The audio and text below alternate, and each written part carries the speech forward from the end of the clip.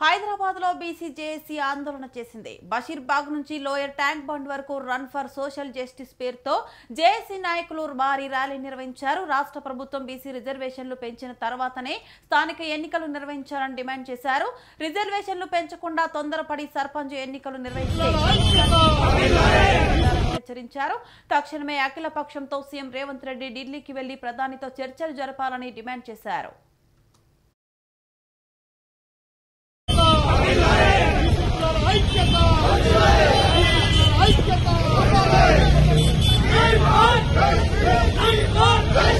మనకు లైన్ అనేది చాలా పెద్దగా వస్తుంది కాబట్టి ముందర ఉన్నోళ్లే పడరు,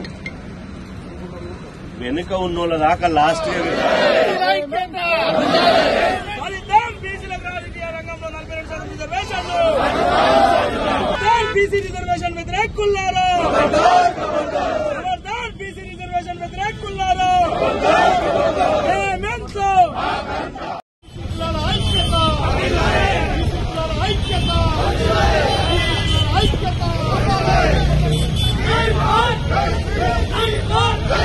మనకు లైన్ అనేది చాలా పెద్దగా వస్తుంది కాబట్టి ముందర ఉన్నోళ్లే పడరు, వెనుక ఉన్నోళ్ళ దాకా లాస్ట్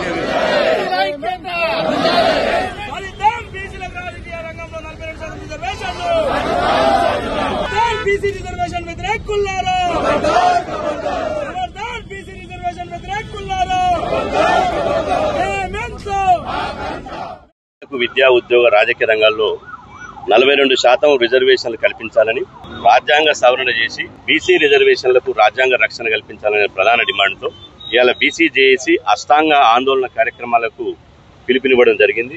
అందులో భాగంగానే నవంబరు 6వ తేదీన పూలే అంబేద్కర్ విగ్రహాల ముందు నిరసన కార్యక్రమం చేశాం. నవంబర్ 13న రాష్ట్ర వ్యాప్తంగా బీసీల ధర్మ పోరాట దీక్షలు చేసినాం. ఈరోజు ఇవాళ 3వ ప్రోగ్రాం అయినటువంటి రన్ ఫర్ సోషల్ జస్టిస్ పేరుతోటి తెలంగాణ వ్యాప్తంగా అన్ని 33 జిల్లా కేంద్రాలు, 119 నియోజకవర్గాలు, అన్ని మండల కేంద్రాల్లో ఇలా రన్ ఫర్ సోషల్ జస్టిస్ పేరుతోటి రన్ చేయడం జరిగింది.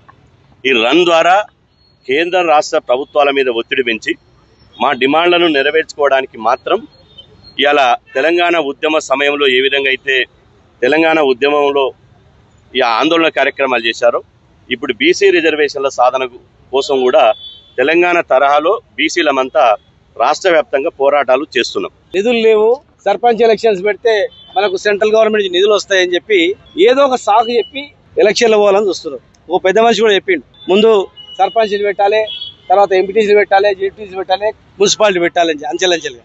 అంటే ఒక జూబ్లీస్ ఎలక్షన్ చూసుకొని ఒక వేవ్ బాగుంది, రాష్ట్రం మొత్తం కూడా పెడితే అయిపోతుందని అనుకుంటున్నారు. అది వేరు ఇది వేరు. నిధులు వచ్చేటి మా అంటే మాక్సిమం 2-3 వేల కోట్లు రావచ్చు సర్పంచ్ ఎలక్షన్స్ పెడితే. కానీ మూసీ రివర్ ప్రాజెక్ట్ లో 1,00,000 కోట్ల 10,000 కోట్లు తక్కువ చేసుకొని మీ ఎస్టిమేషన్ సరిపోతుంది. ఇంకా చాలా డెవలప్ చేస్తామంటారు కదా, ఎస్టిమేషన్ చేస్తారు కదా, కోట్లు 100. అది లేకున్నా పర్లేదు, మాకు అభివృద్ధి లేకున్నా పర్లేదు. 70 ఏళ్ళు తెలంగాణ ఏం అభివృద్ధి లేకుండా 9 ఉమ్మడి జిల్లాలు మొత్తం కరువు ప్రాంతాలుగా ప్రకటించినా కూడా బతికినాం. ఇవాళ ఇంకా ఏమైనా సరే బతుకుతాం, కానీ ఒక రిజర్వేషన్ మాత్రం ఇది రావాలా ఖచ్చితంగా. దీన్ని సాగు చెప్పి ఇట్లా ఖచ్చితంగా దీన్ని సాగు చెప్పి ఎలక్షన్లు పోతే మాత్రం ఎట్టి పరిస్థితుల్లో తెలంగాణ అగ్నిగుండం అవుతుంది. దీన్ని బాధ్యులు దోషులుగా ఖచ్చితంగా నిలబెడతాం. బీజేపీ పార్టీ ఒక మంత్రిత్వ శాఖ ఇస్తలేదు, బీసీ మంత్రిత్వ శాఖ లేదు, దిక్కు దివాన్ లేదు. వాళ్ళంటే మళ్ళీ చేస్తామని చెప్తారు. మీకు చిత్తశుద్ధి నిరూపించుకోవాలంటే ఇది సరైన సమయం. మీరు బిల్లు పాస్ చేయండి, వీళ్ళు అక్కడ కొట్లాడండి. ఆఫ్టర్ 42% చట్ట సవరణ చేసిన తర్వాతనే ఏ ఎలక్షన్ అయినా తెలంగాణలో పోవాలి.